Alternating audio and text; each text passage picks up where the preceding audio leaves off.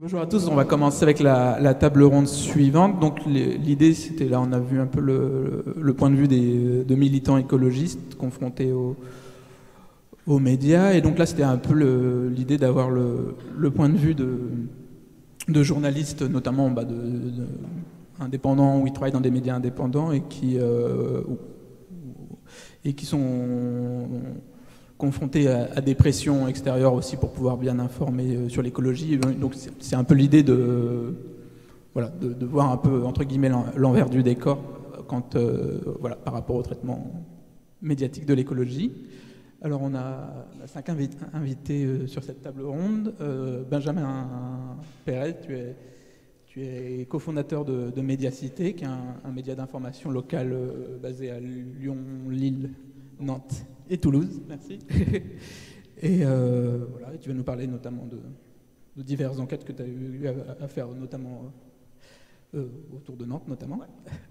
Ensuite, Elsa Souchet, toi, tu es journaliste indépendante, tu travailles actuellement entre autres pour Reporter, et tu vas nous parler de ce que tu as subi comme pression et autres quand tu as notamment couvert des faucheurs volontaires. Ensuite, Fanny Pigeot, toi tu es journaliste indépendante qui a notamment été basée au Cameroun, en Côte d'Ivoire et au Gabon, merci. Et donc pour lequel tu travaillais là-bas, notamment pour l'AFP et pour Libération, et aujourd'hui tu travailles aussi pour Le Monde diplomatique, pour Reporter si je ne dis pas de bêtises, et pour Mediapart aussi. Et tu as aussi rédigé plusieurs livres sur les différents sujets de l'actualité africaine, des relations France-Afrique et de l'impact des multinationales sur place. Ensuite, Eros Sana, toi tu es cofondateur du journal Basta, et tu as notamment subi des procédures judiciaires de la part de Bolloré, etc. Donc tu vas nous en parler. Et enfin, Pierre-Yves Bulto, toi tu es cofondateur de Splan, qui est un média d'investigation principalement centré en Bretagne, et notamment sur les questions d'agroalimentaire en Bretagne. Et donc tu vas nous parler de comment ça se passe là-bas. Donc on va commencer avec toi, Eros. Pardon. Voilà, donc ce que tu as subi notamment en termes de procédures judiciaires. Et voilà, donc si tu peux un peu nous raconter. Merci. Bonjour, je ne savais pas commencer par moi. Eros Sana, Bastamag. Bastamag, c'était un journal qui a été créé maintenant il y a 15 ans. C'était l'un des premiers pure players en matière d'écologie, dans une approche d'écologie et qu'on qualifierait de populaire ou de social écologie, puisqu'on essaie de faire varier ensemble la lutte pour le climat, contre la pollution, et que ces questions-là reposent tout le temps la question de classe, de genre. Et aussi, pour nous, c'est important de le rappeler. C'est aussi important de dire qu'on est l'un des, comme beaucoup de médias ici, en accès libre, qu'on est à la fois un média d'investigation et un média qui se veut pour essayer d'imaginer les mondes qui doivent venir et les mondes qui sont déjà là.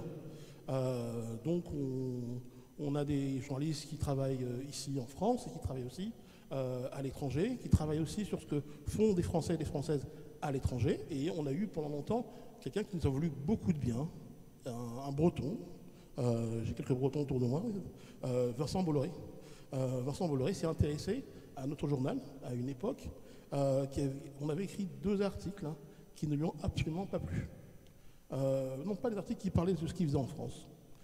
Bolloré a cette particularité que vous pouvez souvent parler de lui en France, dire ce qu'il fait, ce n'est pas bien, et en général, c'est rare qu'il vous attaque.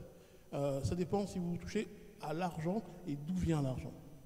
Et pendant longtemps, pendant des années, pendant des décennies, Bolloré s'est fait beaucoup d'argent en Afrique, en Asie, énormément d'argent dans ces pays.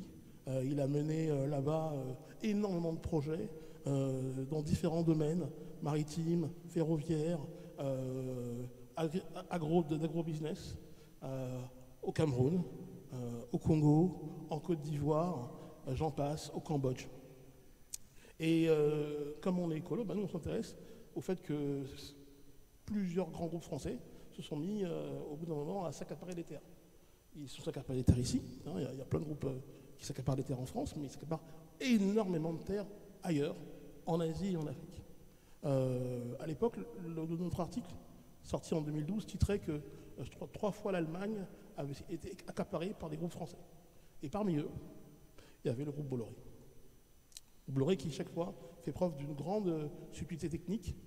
Soit il accapare directement les terres, soit il passe par des filiales, des holdings, des succursales, des mères, des filles, qui vont comme ça créer une filiale qui peut s'appeler Socapalm ici, autrement ailleurs, Socasia ici, et qui vont accaparer les terres.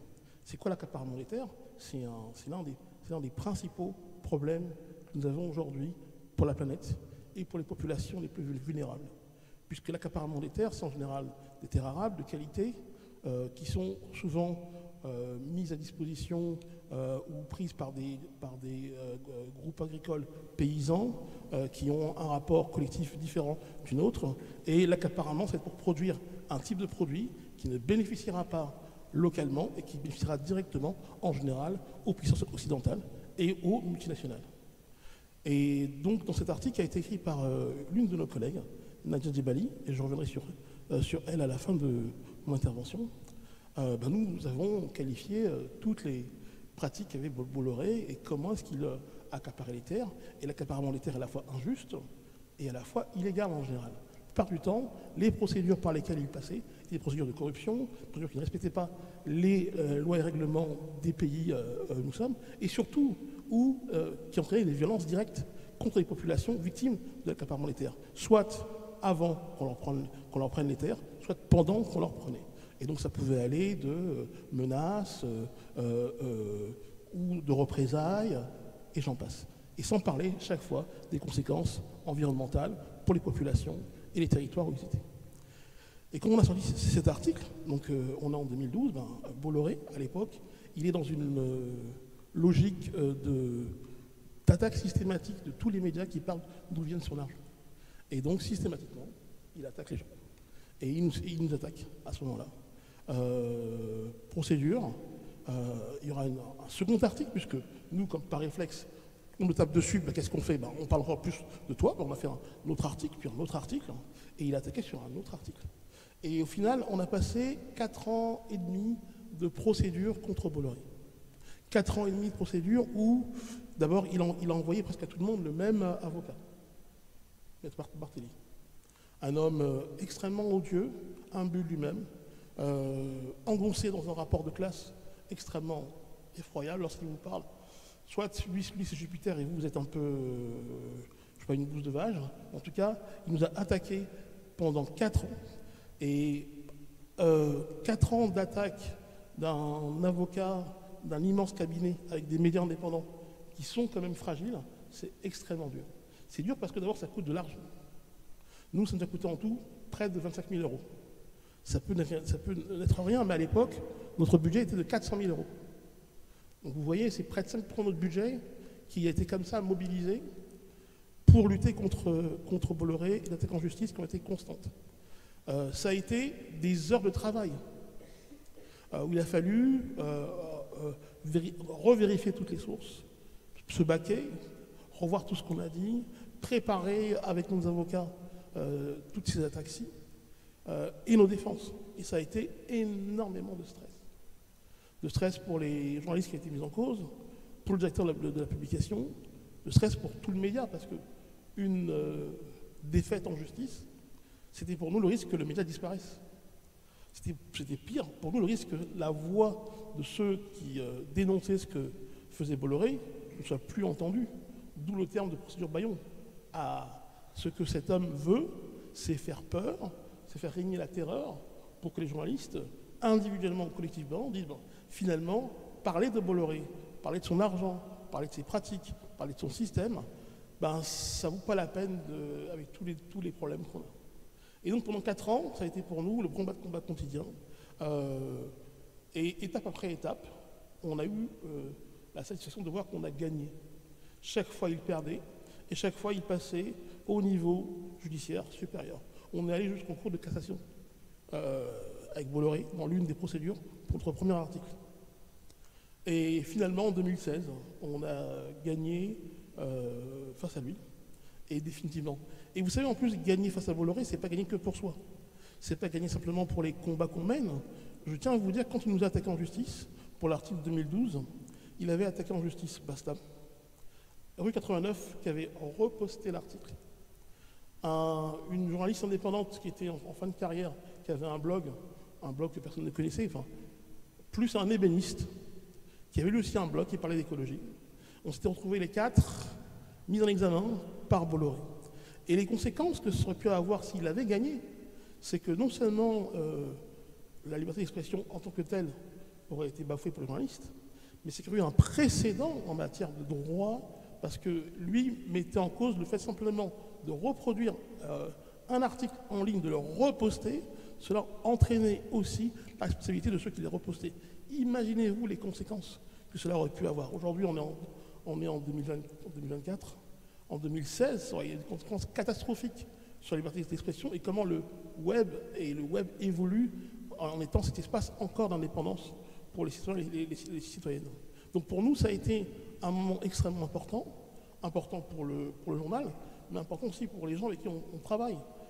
Dans la plupart des cas, excusez-moi, lorsqu'on est issu du monde du journalisme d'investigation et ce qu'on appelle un journalisme d'impact, on travaille toujours avec la société civile. On travaille toujours main dans la main avec les scientifiques, toujours avec les ONG. Et on essaye au maximum de faire remonter leur travail dans ce que nous diffusons. Et lorsqu'on attaque un journal, ce n'est pas que ce journal qu'on attaque, c'est aussi elles qui sont attaquées et menacées. C'est aussi elles qui sont remises en cause dans leur travail. Et lorsqu'on résiste, on ne résiste pas seulement pour soi, on résiste aussi pour elles. Je finirai en disant que nous, on est très fiers de ce qu'on a fait en résistant à Bolloré. Parce que tout d'un coup, il y a un continuum entre détruire la planète, faire le plus de mal aux pauvres, enrichir les capitalistes, qui vont à la fin avoir des milliards qui vont servir à quoi, Bolloré? À étendre son pouvoir médiatique. À la fin, avec tous les milliards d'argent qu'il a pris aux Congolais, aux Camerounais, aux Cambodgiens, et j'en passe, il a réussi à s'accaparer CNews, tout son empire, la presse, l'édition, et déverser toute la merde qu'il a voulu dans nos cerveaux et faire avancer un agenda qui est en fait un agenda fasciste. Et finalement, entre ceux qui détruisent la planète et ceux qui veulent détruire la démocratie, ça marche de pair. Et ça, il ne faut pas l'oublier. Et je terminerai un peu ému parce que ça a été dur pour nous. Mais ça a été dur pour ma collègue, Nadia. Elle a très mal vécu. Elle a très mal vécu le fait d'être remise en cause dans son travail. L'avocat de Bolloré l'a traité de honte du journalisme. Elle en a stressé pendant des années. Et même si ce n'est pas la cause, quelques années plus tard, elle est morte d'un cancer. Et ça a été dur pour elle. Et j'en suis d'autant plus fier. C'est aussi pour elle qu'on est là et qu'on combat encore. Merci.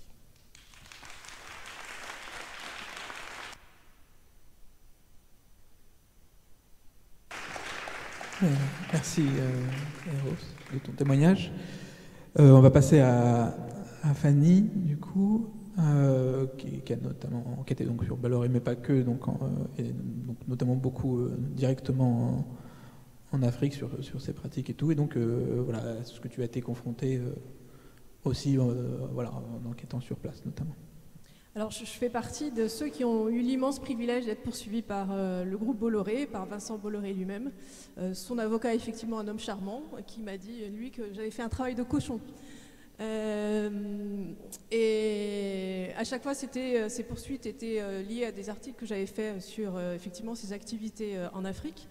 Je pense d'ailleurs que j'ai été celle qui a écrit le premier article qui lui a fait mal sur Soca Palm. Mais à l'époque, il n'a pas poursuivi. Mais cet article a donné l'envie à d'autres journalistes de creuser le sujet, et ce sont les suivants qui ont tous été poursuivis systématiquement. Moi, je l'ai été aussi par la suite. J'ai gagné à chaque fois contre lui, et on est allé aussi jusqu'en cassation. Le dernière procédure a duré 5 ans, je crois. Mais ce que je voudrais peut-être un peu développer, c'est la difficulté qu'on peut avoir quand on est journaliste français ou africain dans des pays du sud global et donc de l'Afrique en particulier, ce que je connais le mieux. quels mécanismes les multinationales, et en particulier celles qui font de l'extractivisme, donc qui visent les ressources naturelles, quels procédés elles utilisent pour empêcher les uns et les autres de s'exprimer et de faire qu'on puisse dévoiler la manière dont elles fonctionnent. Pour ça, je vais faire une petite digression vers les États-Unis. Je ne sais pas si vous avez lu ce livre absolument, de mon point de vue, remarquable de cette journaliste américaine qui s'appelle Eliza Greenswald. Son livre s'appelle Fracture et décrit comment, dans une petite ville de Pennsylvanie, dans les Appalaches, l'industrie de gaz de schiste a pollué l'air, a pollué l'eau et a bousillé la vie des habitants, la vie des animaux, la vie en général. Et ce livre était pour moi particulièrement intéressant parce qu'il décrit, entre autres, la manière dont ces entreprises extractivistes fonctionnent pour arriver à leur fin. Alors j'ai noté quelques éléments qui sont à peu près constantes. Elles font d'abord des fausses promesses aux habitants des zones qu'elles visent. Elles leur expliquent qu'elles vont changer leur vie avec des emplois qui seront créés.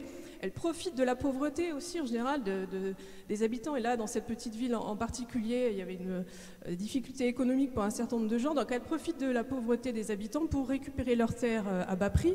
Elles profitent du manque d'informations des habitants sur la manière dont elles fonctionnent et les ravages que causent leurs activités. Elles trichent quand il faut. Elles profitent, c'est-à-dire elles produisent par exemple des fausses études biologiques pour faire croire que tout va bien. Elles s'acoquinent avec des élites locales, ça c'est très important. Elles divisent les communautés en créant des liens avec certains habitants et pas d'autres. Elles menacent ceux qui commencent à s'opposer. Et finalement, elles sont aussi capables, évidemment, d'acheter le silence quand il le faut. Et quand elles finissent par accepter de dédommager des habitants dont la vie a été détruite, elles le font contre on vous donne ceci, mais en échange, vous ne dites plus rien. Et ça, c'est ce qui se fait assez régulièrement. Et donc, en lisant tout ça, ce livre, je me suis dit, c'est marrant. Enfin, c'est marrant, non, c'est pas marrant, c'est tragique. C'est exactement ce que j'ai pu observer dans les pays dans lesquels j'ai travaillé.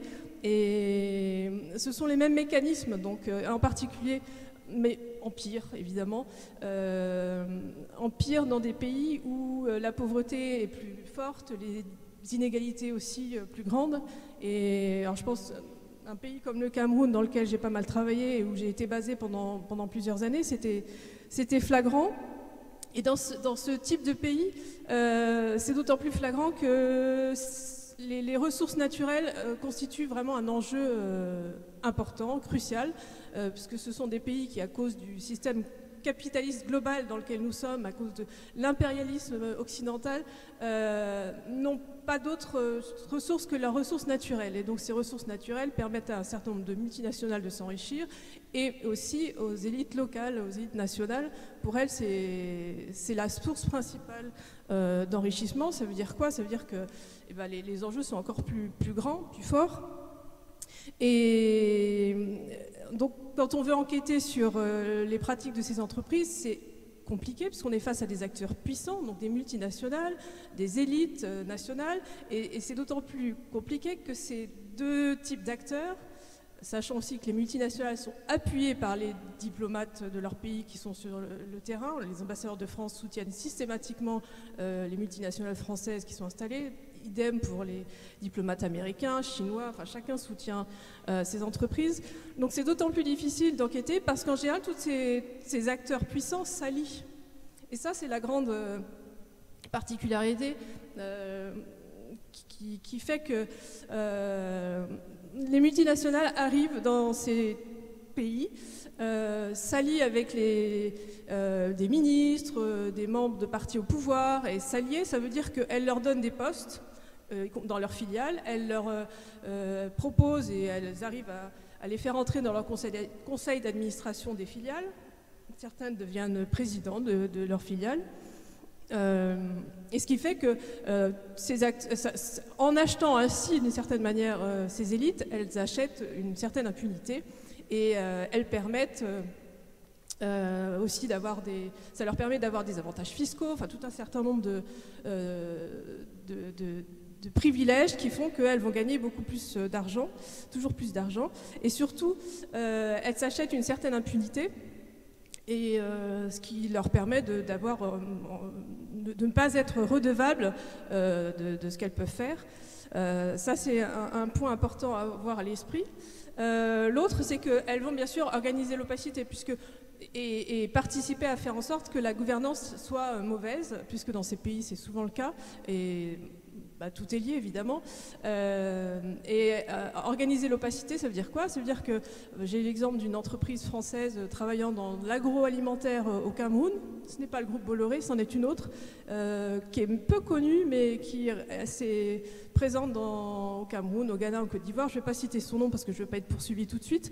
Mais je me suis rendu compte, en enquêtant sur ses activités, qu'elle avait acheté les maires des villes dans lesquelles elle est présente, le préfet, les sous-préfets, les chefs traditionnels, ce qui fait que tous ces gens sont payés chaque mois en recevant une certaine somme d'argent. Bien sûr, eux ne vont jamais s'exprimer et dire quoi que ce soit sur la manière dont ces entreprises travaillent, cette entreprise en particulier travaille, mais ça veut dire aussi que les sources d'information, les habitants eux-mêmes sont complètement bridés et n'ont pas la possibilité de s'exprimer librement, parce que de toute façon, ça se saura. Donc voilà, pour un journaliste qui essaye de trouver des informations, ça veut dire qu'il faut faire attention, parce que ces autorités, ces élites peuvent aussi organiser la répression, bien sûr, donc c'est compliqué. Et je ne sais pas combien j'ai déjà utilisé de temps. Mais bon, la justice aussi est l'un des points que ces entreprises visent. Et là, je vais peut-être finir en citant Bolloré. Enfin, disons une histoire dans laquelle Bolloré est impliqué. Au Cameroun, il a été visé, enfin, disons qu'il a eu un marché important dans les années 2000 et un de ses concurrents a estimé qu'il y avait eu de la corruption. Toujours est-il qu'il a porté plainte contre X. Le juge d'instruction qui avait été désigné a fait son travail, il a enquêté et le juge d'instruction camerounais, la plainte avait été déposée au Cameroun et le juge d'instruction est arrivé au moment où il a émis des convocations dont l'une était adressée à Vincent Bolloré lui-même. La convocation n'a jamais quitté le Cameroun. Je me souviens à l'époque, je travaillais pour l'agence France-Presse, j'avais fait une dépêche qui annonçait qu'une convocation avait été émise, ce qui a fait réagir le staff de Bolloré à Paris, au Gabon où j'étais aussi. Enfin bref, tout était... ça avait provoqué pas mal de bruit chez eux. Toujours est-il que cette convocation n'est jamais partie, elle est restée au Cameroun et le juge d'instruction a été muté au fin fond du nord du Cameroun et on n'a plus jamais entendu parler de cette histoire. Voilà, c'est une des caractéristiques. Je ne tire pas de conclusion, hein, bien sûr, mais voilà, ce sont les types de difficultés auxquelles sont confrontés les habitants, les citoyens en général et les journalistes aussi, sachant que voilà, les sources d'information sont compliquées à trouver ou ont des difficultés à s'exprimer. Merci Fanny. On va rester sur le sujet de la corruption d'élites locales, mais on va revenir en France avec Pierre-Yves qui a eu beaucoup à enquêter dans le cadre de l'agroalimentaire en Bretagne. Et je te laisse. Alors, moi, je vais être à contre-courant parce que moi, je vais remercier les lobbies, les pressions, les menaces, parce que sans les pressions, les lobbies, les menaces, ce plan n'aurait jamais existé. Et donc, je reviens un petit peu en arrière. En fait, on est en Bretagne avec les mêmes systèmes d'accaparement, avec les mêmes systèmes mafieux qu'ont décrit mes collègues, mais avec un récit différent qui est de dire la Bretagne sert l'alimentation française, voire européenne, et donc le récit de l'agroalimentaire est de dire de quoi vous plaignez-vous, votre terre, votre environnement, vos bras, tout ça sert à l'enrichissement de votre territoire, de vos familles, etc. Donc on y reviendra peut-être, mais il y a une guerre des récits qui est très intéressante dans ce débat des médias et de l'écologie. Mais si je dis merci aux lobbies et aux pressions, c'est qu'en fait, après le confinement, la vie reprend un peu son cours, et notamment Inès Léraud, que vous devez connaître ici, qui a fait un gros travail sur les algues vertes et qui est notamment la marraine de ce plan. Inès doit dédicacer sa BD dans un petit salon du livre dans les Côtes d'Armor. Tout est OK, et puis au moment d'y aller, on lui dit non, on lui dit stop. Et donc Inès demande pourquoi, et on se rend compte qu'en fait, la maison d'édition que je vais citer, parce que moi je m'en fous, Skolvreis, qui est une maison d'édition bretonnante, qui est financée par les collectivités, notamment la région Bretagne, va avoir des problèmes si elle permet à Inès Léraud de pouvoir dédicacer sa BD et surtout que sa BD soit traduite en breton. Donc vous voyez déjà les petits liens qu'on voit entre une petite maison d'édition, une BD et une région. Voilà, déjà premier lien. Et puis si on dit merci aux pressions aussi, c'est que, alors là c'est un peu moins drôle, c'est Morgane Large, une collègue et amie, qui travaille pour le réseau des radios bretonnantes, qui travaille sur l'agro-industrie, à tel point que pour être légitime, Morgane a passé son brevet, elle est devenue paysanne. C'est-à-dire qu'elle s'est dit, je suis journaliste, mais je veux comprendre. Et je ne veux pas qu'on me fasse de procès en imposture, en déconnexion, enfin tout ce qu'on nous raconte tout le temps quand on est journaliste bobo, machin, etc. Elle passe son brevet, résultat, on lui déboulonne ses roues, et résultat, quand elle emmène ses enfants à Saint-Brieuc faire du sport ou de la musique, elle se rend compte que ça devient un peu chelou, et elle se dit, mais on aurait pu tous mourir, et on aurait peut-être pu aussi tuer les gens qui étaient en face de la route. Donc, et en fait, de ces deux cas-là, nous sommes des amis et des collègues de Morgane et d'Inès, et on dit, c'est quand même pas possible, on lance une pétition. Et en fait, cette pétition nous dépasse complètement, et notamment du côté de nos consoeurs et confrères de la presse régionale. Et depuis ce matin, on parle des actionnaires, des milliardaires, etc.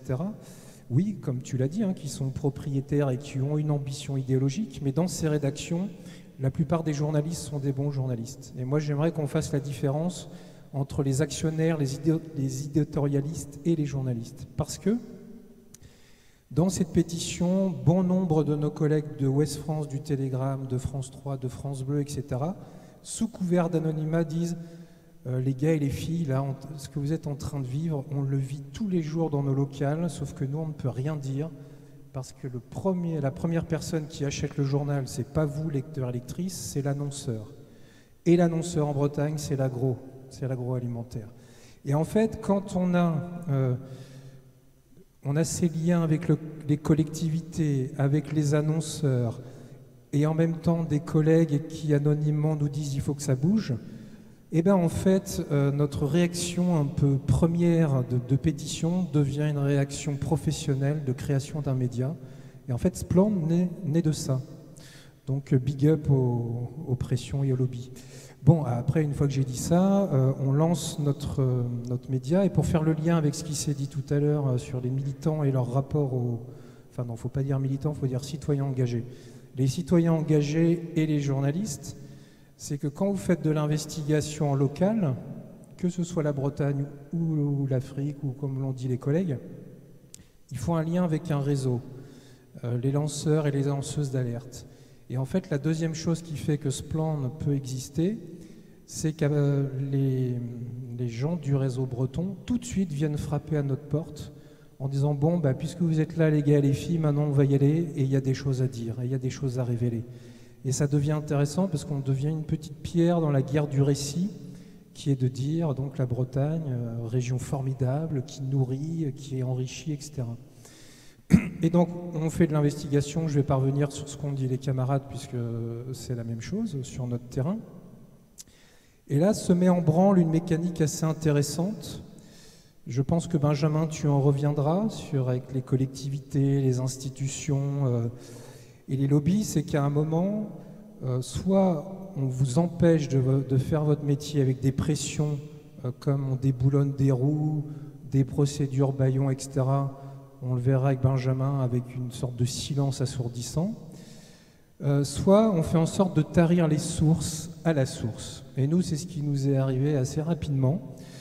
C'est ce que j'appelle mettre les champs sous pression, parce que nous, notre terrain de jeu, c'est les champs, et quand vous mettez les champs sous pression, vous tarissez les sources. Quand vous tarissez les sources, ça devient compliqué de décrire et de documenter le réel. Et j'ai deux petites histoires à raconter, notamment puisque tu as parlé d'un travail de cochon. Bah, oui, nous aussi, le cochon, on connaît en Bretagne. Il se trouve qu'on a un collègue à Splend qui s'appelle Nicolas Legendre, qui a signé Silence dans les champs, prix Albert Londres 2023. Et Nicolas, il sort son bouquin et nous, on travaille aussi sur ces thématiques.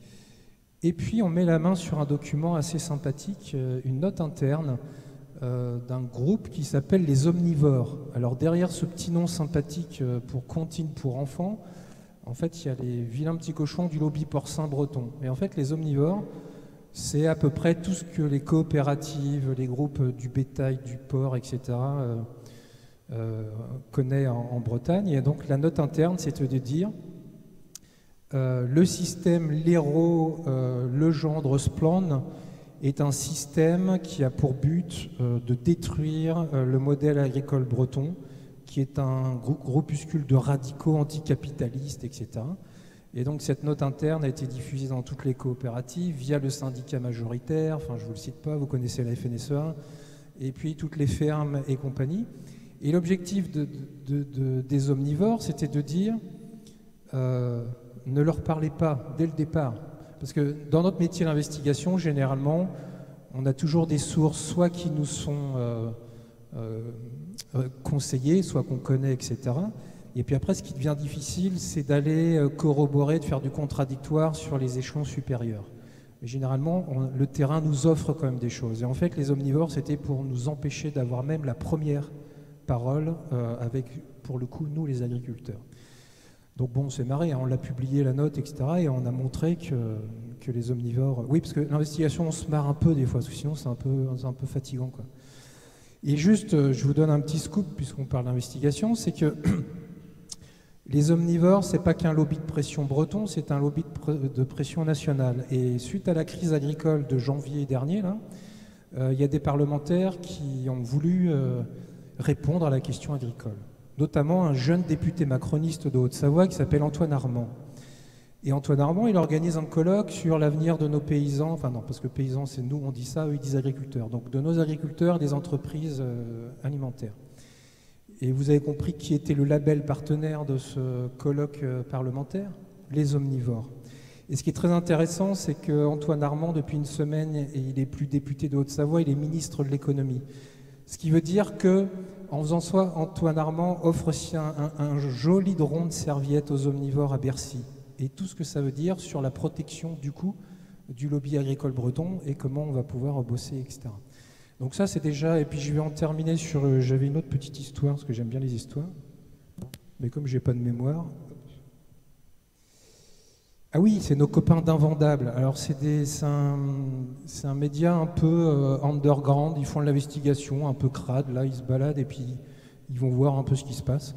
Ils ont fait les États-Unis, le Brésil et je ne sais plus quel pays, et ils ont voulu s'intéresser à la France, et notamment à la Bretagne, et notamment aux cochons, et notamment au lobby porcin. Et donc ce qui est intéressant, c'est que Thomas et Léo... ils vont à Plouvorne, là où on a fait une enquête sur la Coperle, qui est une grosse coopérative agricole. Et en fait, ils y allaient de manière un peu la fleur au fusil. Et qu'est-ce qui s'est passé? Il s'est passé qu'ils sont rentrés dans une ferme, qu'ils ont causé avec un agri, qu'un quart d'heure après, il y avait une grosse voiture noire qui tournait autour de la ferme, que le quart d'heure après, la voiture s'est arrêtée. Elle a dit à Léo et Thomas, vous êtes qui? Je vous prends en photo, etc. Que Léo Thomas dit nous on est juste là pour documenter, que après le patron de la coopérative qui était à quelques kilomètres de là est arrivé en disant maintenant les gars, si vous avez pris des photos, vous nous les détruisez maintenant devant nous, si vous avez pris des notes, on veut voir les notes, etc. Et puis cerise sur le gâteau, et j'en terminerai là-dessus, sur les complicités dont vous parliez Héros et Fanny, c'est que ils reçoivent plusieurs coups de téléphone masqué, et puis à un moment il y a un message qui dit bon, nous savons où vous êtes, ce que vous faites, on aimerait bien que vous nous rappeliez. Alors les gars ils disent qu'est-ce que c'est que ce bordel? Donc le numéro n'était pas masqué mais il n'était pas identifié, donc ils tapent le 02 machin, etc. Et il se trouve que c'était la gendarmerie du coin, et donc ils rappellent et ils disent pourquoi messieurs les gendarmes vous nous rappelez? Et les gendarmes disent parce que nous on sait où vous êtes, on vous a traqué depuis que vous êtes arrivés en France et nous avons pour objectif de protéger les fermes c'est Déméter, enfin on pourrait en parler longtemps, mais c'est Déméter, où les gendarmes sont là contre le green, non, l'agree-washing, comme on dit ça, oui c'est ça, l'agree-bashing plutôt. Et donc ils ont expérimenté le bout du bout, c'est-à-dire qu'en plus des lobbies, des pressions, de fait de tarir à la source les sources, on rajoute la gendarmerie nationale, on rajoute Déméter, et ça devient super de faire l'investigation sur l'agroalimentaire.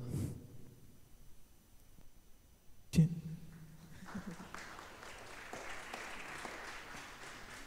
Merci Pierre-Yves. On va passer à Benjamin donc, de Médiacité. Donc. Oui, donc Médiacité, on va quitter un tout petit peu la Bretagne. Remarque, on va juste faire un petit détour, on va passer par Nantes. On pourrait discuter de savoir si c'est la Bretagne ou pas la Bretagne.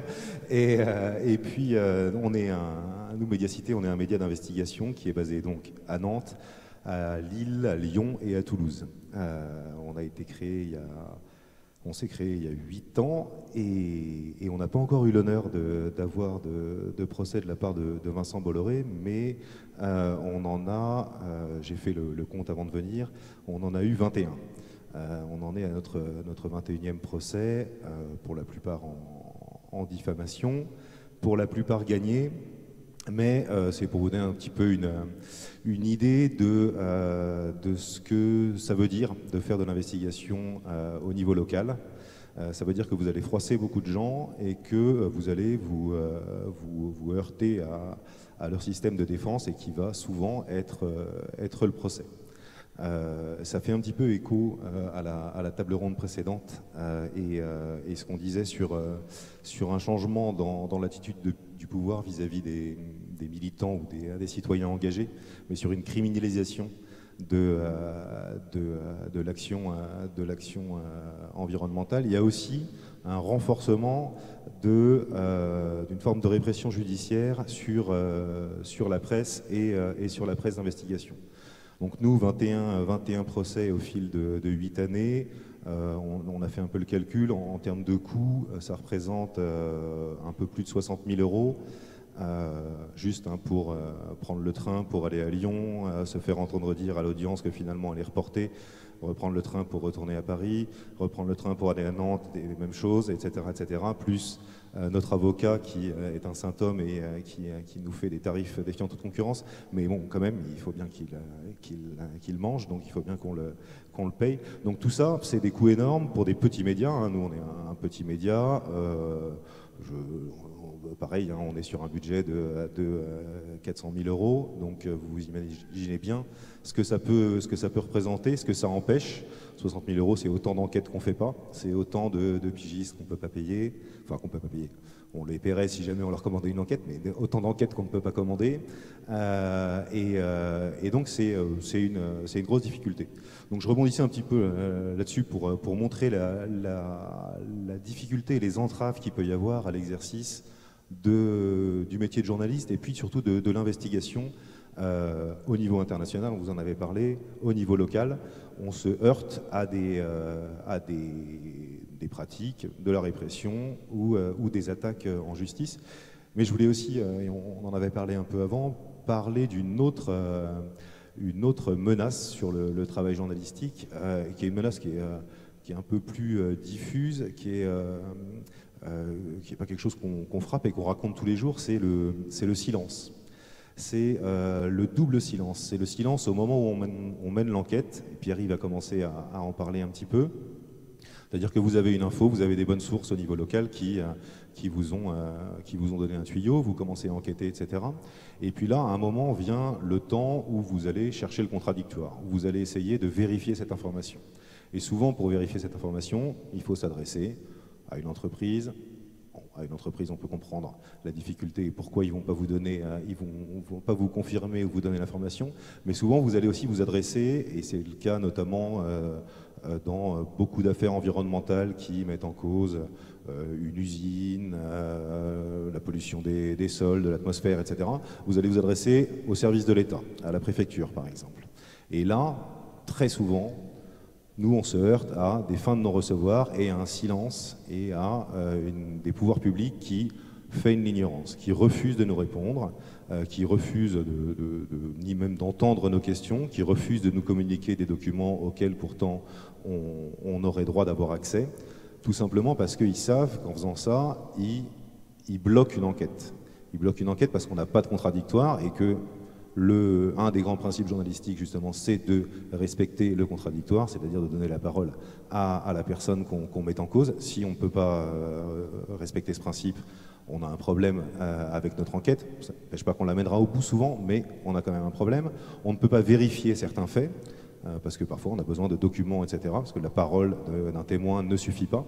Il faut qu'on étaye cette parole, il faut qu'on vérifie que ce qu'elle nous dit est vrai, il faut qu'on vérifie qu'il n'y ait pas de bêtises, que quand elle parle d'1 billion, ce ne soit pas 10 ou ce ne soit pas 100 000. Enfin, voilà, il faut travailler ça. Et le blocage que nous opposent souvent les pouvoirs publics empêche la bonne exécution de ce travail. Et alors, ça représente non seulement des enquêtes qui ne se font pas, mais après, ça représente, et on en revient à la question du temps, de l'argent et tout, ça représente aussi un temps considérable passé à contourner ces blocages. Contourner ces blocages, il y a toujours des solutions. Enfin, c'est pour ça qu'on fait du journalisme d'investigation, c'est pour trouver des solutions, pour essayer de passer par la fenêtre quand on nous bloque la porte. Et donc, il y a des solutions. Il y a une solution que vous connaissez sans doute qui s'appelle la CADA, la Commission d'accès aux documents administratifs. Donc, qui est, quand vous avez un document public qui vous est refusé, vous avez le droit de vous adresser à cette commission, et cette commission statue, elle est une commission indépendante, elle statue sur le fait que ce document est ou non communicable. Donc nous, généralement, et très souvent, on passe par la CADA, on est des habitués de ces services, et donc on leur dit, ben voilà, telle préfecture a tel document qui montre que... Dernier exemple en date, que l'usine Yara, donc grosse industrie chimique à Montoire de Bretagne, à côté du port de Saint-Nazaire, qui pollue depuis 15 ans impunément et la Loire et l'atmosphère de la région.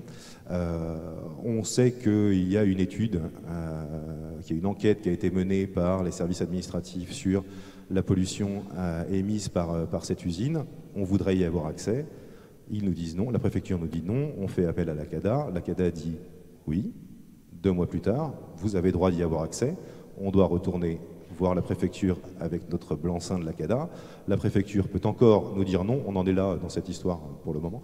La préfecture peut encore nous dire non. Si elle nous dit non, on a 2 mois à attendre pour pouvoir ressaisir la CADA, qui va nous dire si. Ensuite, on passera par le tribunal administratif, etc.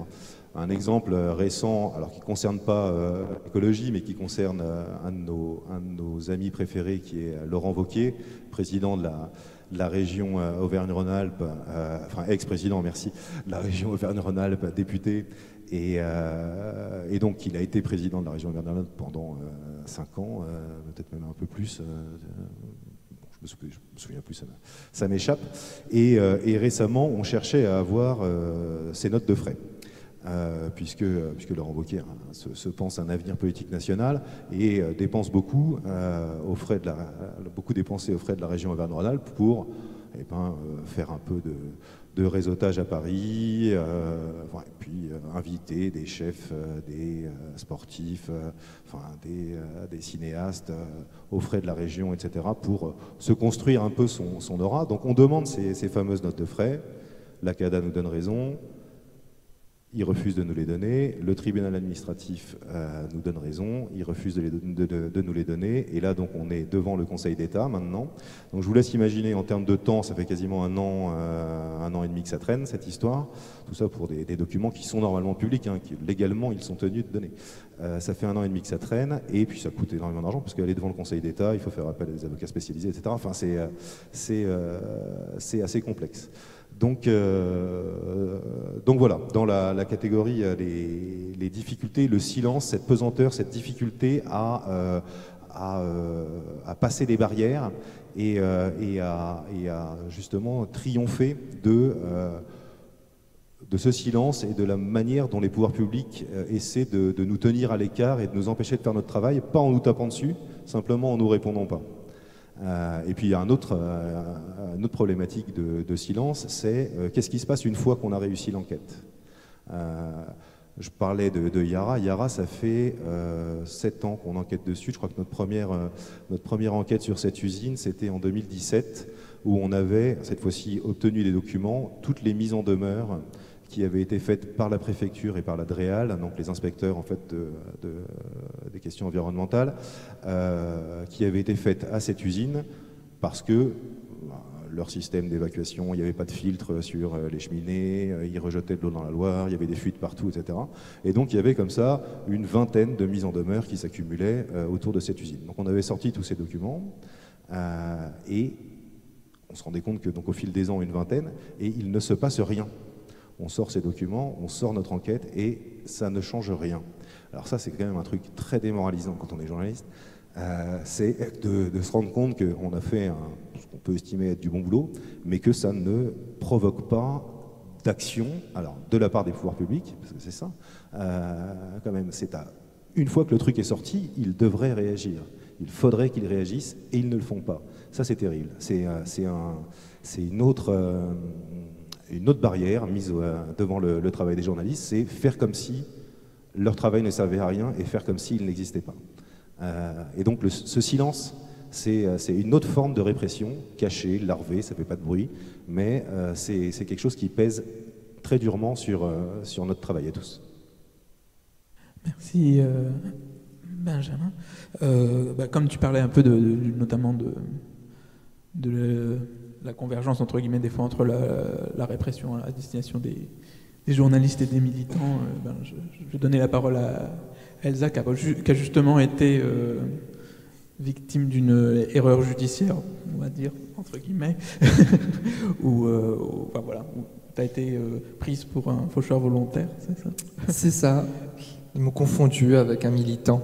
Bonjour, donc moi je suis journaliste indépendante en Aveyron. Je travaille avec Reporter depuis des années, mais également avec la presse agricole elle-même, et je vais dans les exploitations sans me faire poursuivre, ce qui est très agréable. Et puis la presse spécialisée dans l'énergie.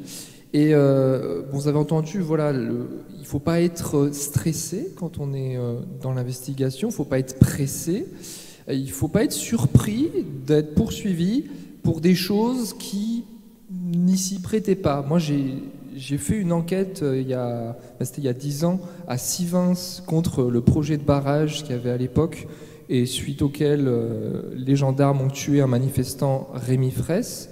On va honorer dans un mois les 10 ans de sa mort. J'ai jamais eu de problème, tout juste des gendarmes qui me disaient que je ne passais pas. Et évidemment, je passais parce que je suis journaliste, c'est mon travail. Mais moi, c'est pour une histoire toute bête, on pourrait dire. C'est un reportage sur une action de faucheur volontaire. Je ne suis pas spécialisé sur ces sujets, mais j'en avais suivi quelques-unes. Et donc, près de Rodez, c'était quelque chose d'assez banal. Et c'est ça qui est étonnant, c'est que voilà, des faucheurs ont décidé de s'introduire dans les entrepôts d'une entreprise qui s'appelle la RAGT, qui est une entreprise semencière d'échelon régional, même si elle a des succursales internationales, mais on n'est pas chez Bayer, quoi, on est sur un niveau plus petit, mais qui a une grosse importance dans l'économie locale avéronaise. Inès Leroux, quand elle est passée dans le coin, elle a dit « mais ça ressemble quand même beaucoup à la Bretagne ici ». Parce que c'est vrai qu'on a Lactalis avec le Roquefort, on a beaucoup d'agriculteurs, tout ne se dit pas, voilà, on a un peu de cette ambiance, mais pour l'intérêt de l'Aveyron, évidemment. Et donc les faucheurs s'introduisent et vont vérifier en fait si certains sacs de semences contiennent des semences que eux estiment être des nouveaux OGM. Et à ce moment-là, il y a un débat à l'échelle européenne pour savoir si tel type de semences en sont ou pas. Bon, ils font leur action, ils rentrent, les portes sont ouvertes, ils éventrent des sacs, ils ouvrent des sacs, ils répandent les semences sur le sol, semences qui seront retriées par la suite, hein. Et ils prennent des photos. Et donc moi je suis cette action comme d'autres journalistes de Mediapart, un journaliste de l'AFP qui est photographe, un journaliste indépendant d'un média montpelliérain. Voilà, je finis mon sujet, j'appelle évidemment la direction pour savoir qu'est-ce qu'ils ont à réagir, et puis je publie l'article le lendemain. Et c'est des mois après que je reçois une invitation à aller me rendre au commissariat pour être auditionné. Et voyant les dates, je me dis, c'est pas un excès de vitesse ou un problème de parking. Et j'explique de bonne foi que effectivement j'ai fait mon travail de journaliste, j'avertis ma rédaction, Reporter, et je réponds aux questions simplement dans j'ai fait mon travail de journaliste, J'étais là comme journaliste, et d'ailleurs j'ai même tendu ma carte de presse, et un vigile l'a prise en photo. Ils ont un peu cette même méthode de qui êtes-vous, qu'est-ce que vous faites là, etc. Et puis, ce qui est pas surprenant, c'est qu'en fait, suite à ça, il semblerait que le fait que j'ai pas présenté un exemplaire papier de l'article web à un gendarme a été pris pour un défaut de volontarisme. Dans tous les cas, ils ont décidé de maintenir les poursuites. Et ces poursuites donc, étaient contre près d'une trentaine de faucheurs volontaires, plus moi. Et donc, c'est allé jusqu'au tribunal, ça a été jugé, donc l'action des faucheurs était en novembre 2021. La convocation, entre guillemets, était au printemps 2022, même dans le début d'été. Le procès devait se tenir en décembre 2022, mais il a été reporté à Paris. À Rodez, mais du coup on devait faire venir les gens de Paris, on a dû annuler au dernier moment, etc. Et finalement, on a joué, nous, la carte plutôt soft d'essayer de discuter avec les juges pour leur dire, mais en fait, vous voyez bien que cette personne était journaliste, vous voyez bien qu'il y a un article, vous voyez bien qu'il y a tout, abandonné les poursuites. Et en fait, la machine judiciaire était telle que, ben non, à partir du moment où le procureur avait lancé la poursuite, il fallait aller au procès qui s'est tenu il y a un peu plus d'un an, en juin dernier. Et donc, j'ai été à Rodez, au tribunal, en même temps que les autres faucheurs, mais donc mon dossier a été traité en premier, pour expliquer que j'avais fait mon travail de journaliste. Mais j'étais quand même poursuivi pour vol et dégradation en réunion. Pour un article, vraiment, même moi, je ne pense pas que c'est le summum de ma carrière, quoi. Et c'est vraiment très surprenant. On a réussi quand même ce jour-là, un petit effet d'orgueil, de faire voter l'acquittement tout de suite par les jurés et ensuite que je puisse faire mon travail de journaliste pigiste, à savoir couvrir le procès lui-même des faucheurs et écrire l'article. Bon, ça c'est pour le panache, mais dans l'histoire, effectivement, moi j'ai perdu 6 mois où j'étais stressé, Reporter a perdu pas mal d'argent aussi, l'équivalent de ce qu'était ma précédente enquête sur le photovoltaïque ou l'éolien. Et puis, on a perdu beaucoup d'énergie à de coups de fil avec les avocats, etc. Et donc, c'est toujours cet effet d'usure. Bon. Maintenant, on a le tableau, là, avec nous toutes et nous tous qui sommes poursuivis, qui sommes... Bon. Je pense qu'il faut maintenant se dire que, mine de rien, on ne perd pas toujours. Et d'ailleurs, on gagne souvent. Au bout de ces poursuites, que ce soit au tribunal de commerce pour Mediapart, au tribunal judiciaire pour moi, en diffamation, quel que soit, tout est possible. En fait, il n'y a plus aucune instance juridique auquel on ne peut pas être confronté. On connaît tous les tribunaux, mais très souvent on gagne. C'est très très rare que les journalistes perdent. Et ça, c'est quand même chose à saluer, c'est qu'au bout de ces procédures, on gagne. Et ensuite, on gagne pourquoi ? On gagne parce qu'on se mobilise. Et donc, l'une des choses qui a fait que mon sujet est quand même monté à l'échelle nationale, etc., c'est que la rédaction s'est mobilisée. La rédaction en chef, et Hervé Kempf est là, et ben, c'est bien quand on est journaliste salarié d'avoir, même si on est journaliste indépendant, on est salarié. Et l'un de nos droits en tant que salarié, c'est d'être défendu par notre rédaction, à l'instar des journalistes qui sont en poste dans les rédactions. J'ai été défendu par les syndicats de journalistes, par les sociétés de défense de journalistes, par la Ligue des droits de l'homme. On a même eu le rapporteur de l'ONU pour les droits des journalistes en Europe qui est venu m'interroger.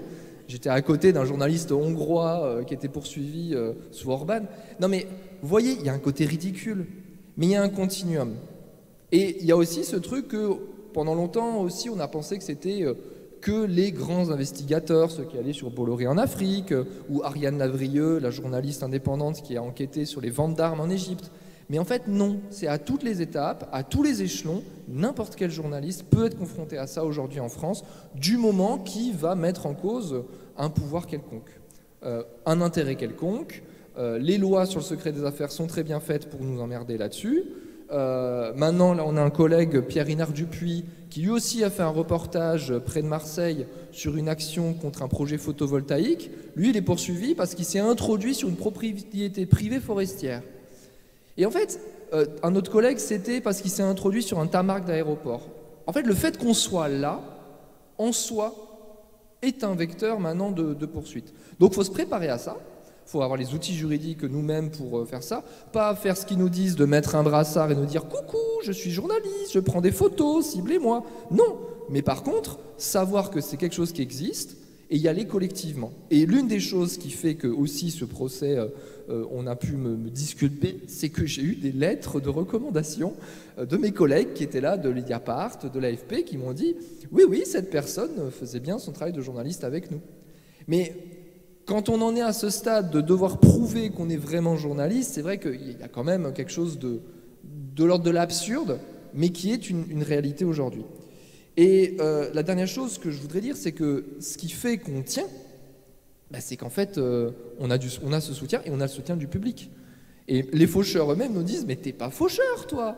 Tu nous dis tout le temps d'ailleurs que quand tu viens sur les actions, tu n'es pas militante, tu es journaliste indépendante. » D'ailleurs, des fois, on s'engueule avec des militants parce qu'ils ne comprennent pas qu'on est aussi indépendant de l'agenda des militants eux-mêmes et qu'on fait notre travail indépendant de leurs propres actions parfois. On fait notre boulot en toute indépendance et il faut préserver ça. Et l'une des manières de préserver, c'est nous lire, nous partager. Si vous en avez les moyens de nous financer, Reporters, Les Jours, Mediapart, Mediacité, Basta, Mars Actu pour ceux qui sont dans le sud-est, Le Poulpe pour ceux qui sont en Normandie, les radios aussi indépendantes comme en Bretagne il y en a, Splan et d'autres, et maintenant le Fonds pour la presse libre qui finance tout un tas de projets. Voilà, il y a quand même une belle vitalité en France, et aussi, s'ils réagissent autant, s'ils s'énervent autant, c'est peut-être aussi, mine de rien, la preuve qu'on fait bien notre travail. On va continuer. Merci Elsa. On a en gros 10-15 minutes de questions du public. Donc. Bonjour, merci beaucoup pour vos interventions. Je me demandais, vous venez juste de le dire un peu, mais vous êtes tellement nombreux en tant que journaliste à avoir été poursuivis par Bolloré, et donc il y a vous, mais il y a d'autres journalistes. Pourquoi il n'y a pas eu ou est-ce que ça va être le cas un jour peut-être, des actions communes justement de justice contre Bolloré, d'unions de journalistes qui poursuivent Bolloré pour des procédures abusives. Voilà. Merci. Comme l'a dit Elsa, en fait, ce qui est bien, c'est qu'on n'a jamais été seuls. C'est très important de le dire. C'est-à-dire que vous voyez là, tous les médias qui sont là, on travaille ensemble depuis très longtemps. On ne se lâche pas et le combat de l'un ou de l'une est le combat de l'autre. Et chaque fois que Bolloré, en ce cas, a attaqué l'un des médias, l'une des rédactions, l'un des journalistes, en général, on s'est constitué très vite en collectif. Appels, réunions, meetings, événements, on n'est jamais seul. Et souvent, lorsque Bolloré attaque, il demande souvent à ce qu'on lui paye des sommes exorbitantes de préjudice. La somme la plus exorbitante qu'il a demandé, c'est qu'il a demandé une fois 50 millions d'euros à France Télévisions et à la boîte de prod d'Élise Lucet. Donc ce qui vous montre à quel point cet homme qui est multimilliardaire veut bien frapper là où ça fait mal. Donc nous, lorsqu'on résiste, bien sûr, on demande à ne pas payer ses frais pour diffamation et on demande à ce qu'il rembourse les frais de justice. C'est très important en fait, qu'il rembourse les frais de justice. Parce que c'est très bien évoqué. Et en plus, il ne rembourse que les frais de justice. Pas tous les à côté, les articles non commandés, le temps passé dans des hôtels, le stress, ainsi de suite. Ensuite, pour ce qui est d'attaquer Bolloré, ce n'est pas le rôle de la presse. Ça, c'est pas le rôle de la presse. Par contre, nous soutenons plusieurs collectifs. Il y a eu notamment des collectifs cambodgiens, des collectifs au Cameroun qui ont attaqué Bolloré, qui ont osé attaquer Bolloré. Ce qui est bien, c'est que chaque fois que ce type d'action est mise en lumière, il y a un moment des collectifs de militantes et de militants qui, à leur tour, agissent et eux et elles prennent leur rôle et c'est eux qui attaquent Bolloré en leur nom pour un préjudice qui est gravissime de l'ordre environnemental, de l'ordre social, de non-respect des droits humains, puisqu'ils ne sont pas respectés en général, et c'est à eux de jouer ce rôle. Notre rôle à nous, c'est de porter la plume là où ça fait mal, continuer d'écrire, se battre pour écrire, se battre tout le temps pour écrire, et justement, je rajouterais que ce que tu as dit par rapport à Déméter, et ce que tu viens de rajouter, c'est qu'en plus, nous subissons un type de bâillonnement qui est une sorte de collusion des puissants. Donc il y a les puissances du capital, mais il y a aussi les puissances qui sont au service du capital. Ce que Déméter a fait récemment, c'est quelque chose qu'on n'a jamais vu, la puissance publique, le monopole de violence de l'État mis au service d'un type d'agro-businessman, c'est hallucinant. Et ça, c'est des choses auxquelles on essaye de résister tout le temps et de dénoncer.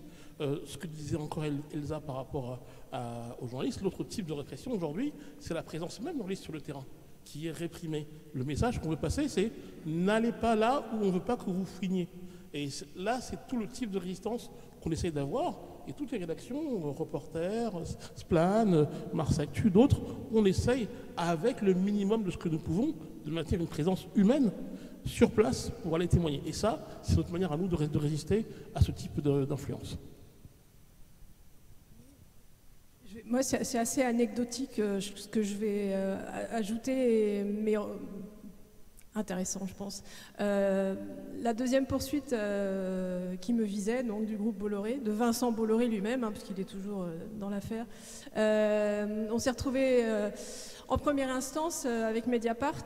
Donc j'avais écrit sur un sujet concernant des entrepreneurs camerounais qui avaient un litige avec le groupe Bolloré, litige qui avait été conclu par une obligation de la Cour suprême du Cameroun, obligation poussant faite au groupe Bolloré de devoir payer une somme d'argent à ces deux entrepreneurs camerounais. Ça datait de 1993 et le groupe Bolloré ne s'est jamais exécuté, n'a jamais payé la somme d'argent à ces deux entrepreneurs. Donc j'ai raconté ça dans mon papier. Et en première instance, on s'est trouvé pris de court parce que le groupe a fourni, notre cher avocat, monsieur Maître Baratelli, a fourni des jugements émis par la justice camerounaise qu'on ne comprenait pas et qui étaient censés montrer que je n'avais pas fait mon travail correctement et que j'avais raconté n'importe quoi dans mon article. Et donc on a été condamné en première instance. Sauf qu'entre la première instance et l'audience en appel, on s'est rendu compte que les jugements produits comme élément de preuve contre nous par le groupe étaient des faux. C'était des faux et on a réussi à savoir en s'adressant au greffe du tribunal camerounais dont ils étaient censés, étaient censés être l'émetteur.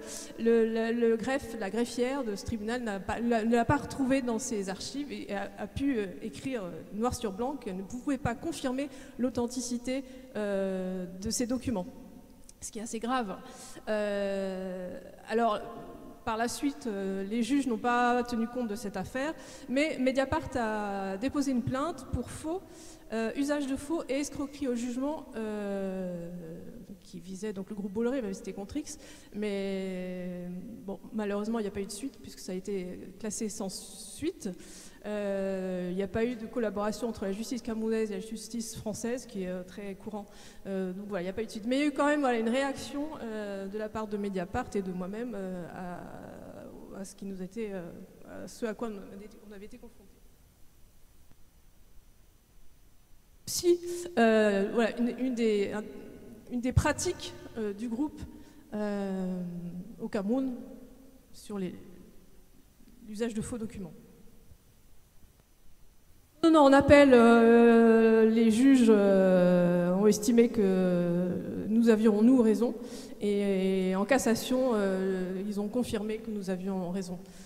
L'histoire des faux documents, donc on avait produit ça devant les juges en appel. Tout ça a été un peu compliqué. Ils ont compris qu'il y avait un problème. Et voilà. Mais sans le dire. Mais ouais, ça a joué effectivement. C'est peut-être pas à des journalistes qu'il faut poser cette question, mais je crois que la cellule Déméter a été officiellement dissoute. Alors quid? Elle est toujours en action néanmoins. Qu'est-ce qu'on fait? Ah ouais, elle porte plus nom, mais les gendarmes nous appellent. Et dans l'exemple que je vous disais tout à l'heure, parce qu'à la fin, Léo et Thomas ont dit « mais comment vous faites ?» Et les gars ont dit « mais on a un tracker ». C'est-à-dire que même s'il ne s'appelle plus Déméter, même si ça a été dissous, voilà. Qu'est-ce qu'on fait? Je ne sais pas. On continue. Oui, bien sûr. C'est-à-dire que quand on se balade, c'est-à-dire qu'à un moment, quand la gendarmerie vous appelle au bout de 48 heures, il vous donne exactement les noms des lieux, des personnes que vous avez croisées pendant 48 heures. Et même vous êtes obligé de regarder dans votre calepin pour vous souvenir des... Non, je rigole, mais... C'est-à-dire qu'ils sont aussi informés que ce qu'on a dans nos calepins. Et après, pour un truc positif, parce qu'on parle beaucoup de tribunaux contre nous, nos enquêtes permettent aussi à des tribunaux de résoudre des problèmes. Et je pense notamment, nous, on a fait une enquête qui s'éloigne de l'agro, mais qui a un lien, c'est Bayer, parce que Bayer fait à la fois des pesticides et des implants contraceptifs pour vous, mesdames. Vous voyez en plus ce que ça veut dire profondément quand une boîte fait à la fois de l'engrais et de la contraception. C'est-à-dire qu'à un moment, votre corps, mesdames, c'est comme la terre bretonne, il la laboure jusqu'au bout pour les profits qu'ils peuvent faire, quoi. Et donc en fait, au début, on a une lanceuse d'alerte de Brest qui nous appelle sur les contraceptifs. Et nous on dit, oh, bah je sais pas, nous on fait de l'agro, c'est pas... Et puis elle nous montre le petit Bayer, on fait, ah, on y va. Et au-delà, ça veut dire tout ce que je vous ai dit là, mais notre enquête, elle a démontré qu'entre 200 et 300 000 femmes aujourd'hui ont des effets sur leur santé, mais délétères, en tout cas les femmes qui ont mis cet implant est sûr. Et puis on s'est dit, parce qu'on là on est tous à se dire comment nos infos peuvent avoir de l'impact. Et on s'est dit, nous, Splend sur le contraceptif, bon, ça va pas claquer, quoi. Alors, ben, on a été voir Elle. Alors moi, j'avais jamais lu Elle avant cette enquête, j'avoue. Et en fait, Elle, ça a été un moyen de faire en sorte que l'info sur Essure ait un impact à tel point que les tribunaux, n'oubliez pas que ce sont aussi des tribunes, hein, parce qu'on est dans une guerre de récits, hein, depuis ce matin, on l'a vu, depuis l'introduction jusqu'à aujourd'hui. Et donc, il y a une action de groupe qui est en train de se mettre en place. Et puis, on parle des milliardaires et on parle de l'État, madame. Et là, c'est l'État qui va être mis en accusation par ces femmes, parce qu'en fait, cet implant Essure, à peu près partout dans le monde, il a été démontré qu'il était tellement dangereux que la commercialisation a été interdite, sauf dans un pays qui s'appelle la France, enfin, en tout cas, très tardivement. Et donc, et la boucle est bouclée, c'est-à-dire qu'il faut documenter ce que font les milliardaires, il faut documenter ce que fait l'État. Et on a vu que de toute façon, les deux mains, souvent, se serrent les mains. Juste ajouter un complément à ce qui est dit, qu'est-ce qu'on fait? On s'organise aussi. Et du coup, je voulais aussi vous parler d'une initiative qui est assez jeune, puisqu'on vient de créer avec des journalistes pigistes indépendantes rurales de ma région, en Occitanie. On est une dizaine et on a créé un collectif qui s'appelle Champs Libre Occitanie. Et les collectifs de journalistes, c'est vraiment pratique parce que l'un des problèmes qu'on a quand on enquête, surtout dans des terrains ruraux comme ça, c'est l'isolement. Moi, je suis quand même à 2 heures de Toulouse, 2 heures de Montpellier. Pour trouver les collègues, faut qu'on s'organise un peu, effectivement, même pour nous, faire des réunions. Mais on sait qu'on est là, qu'on se soutient.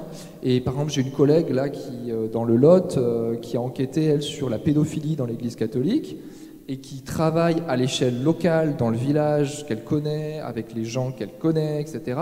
Et le fait de passer par le collectif et Médiacité qui a relayé, qui a publié cette enquête à Médiacité Toulouse, ça fait aussi qu'on est un soutien, on peut se parler, etc. Et je pense que c'est un truc à pas négliger quand vous lisez ces enquêtes, etc. On est des humains en fait, et des humaines. Et tu en as parlé, toi aussi, Eros. Notre santé mentale, notre santé psychologique dans tout ça, elle est importante. Et c'est important, quand on s'est fait une grosse enquête, de sentir même des petits messages de remerciements en disant « Continuez, c'est bien ce que vous avez fait, on est conscient de à quel point c'est important et tout ». Même si vous ne donnez pas 100 balles ou 200 balles ou 500, peu importe. Mais c'est vraiment important de recevoir ça, parce qu'en face, les campagnes de communication orchestrées, bien organisées, on va les avoir. Il n'y a pas de souci, on le sait, on y est préparé. Recevoir le soutien du public, c'est la meilleure chose qu'il peut nous faire pour nous soutenir à avancer et nous dire on a bien fait d'y aller, ça en vaut le coup, on avance, on traverse le procès, l'appel, la cassation, etc. Heureusement, moi, ça s'est arrêté avant, mais voilà, vraiment, soutenez vos journalistes. Et aussi, et comme tu l'as dit, on ne travaille pas seul en journaliste indépendant, en silo de journalistes indépendants dans notre niche d'indépendants. On travaille, nous pigistes, avec tout un tas de médias. Moi, j'ai été correspondante pour Libération, tu dis que tu as travaillé avec Elle. Et en fait, dans toutes les rédactions, il y a des très bons journalistes. Dans les grandes rédactions nationales, même dans des médias du groupe Bolloré parfois. Et on arrive, en fait, à essayer de passer des sujets parce qu'on travaille ensemble. Et tissons des ponts, etc. Et parce que, en fait, la plupart des journalistes de ce pays, dans la presse locale, régionale, nationale, essaient de bien faire leur taf. Et rappelons-le ça en fait, qu'on est là, on fait notre taf, on gagne franchement pas beaucoup vu l'investissement qu'on met dans notre taf, et ben voilà, continuons de tisser ces ponts-là, parce qu'à un moment donné, c'est aussi cette masse d'articles, de sujets qui font que, à un moment donné, oui, le sujet Bolloré et les pressions de Bolloré en Afrique, ça a percé dans le débat public parce qu'il y a eu France Télévisions et pas que Mediapart. Voilà. Excusez-moi. Et juste, ouais.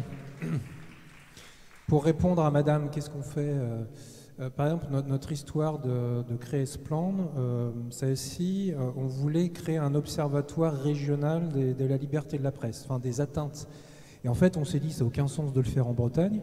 Et donc, avec plusieurs journalistes, a été créé en mars 2023 l'OFALP, l'Observatoire de presse... non, de l'Observatoire... Vous êtes observatoire français des atteintes à la liberté de la presse. Voilà, c'est ça. Donc, vous voyez, c'est-à-dire qu'on se regroupe et on se soutient, comme tu l'as dit, et on fait corps, quoi.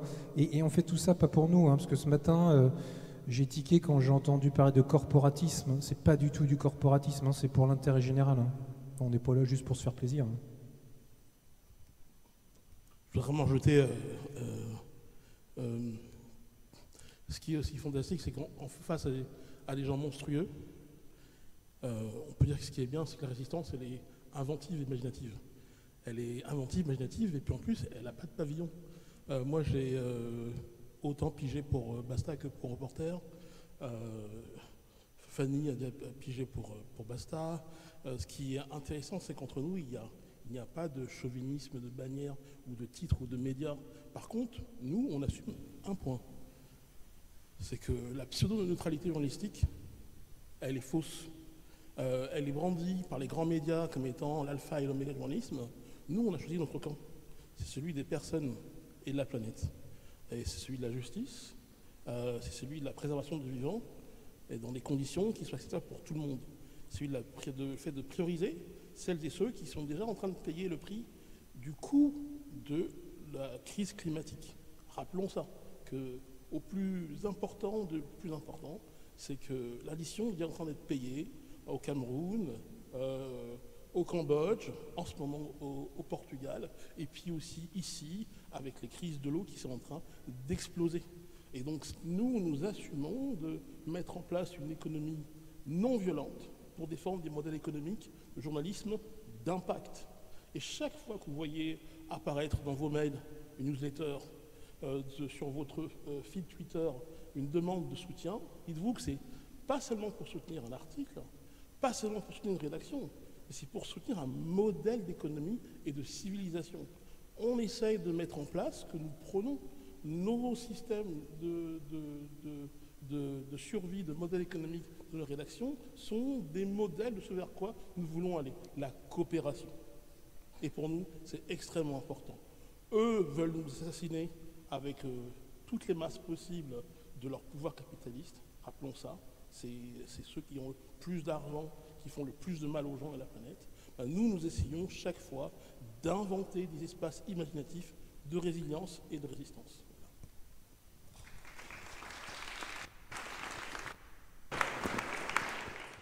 Merci à tous et,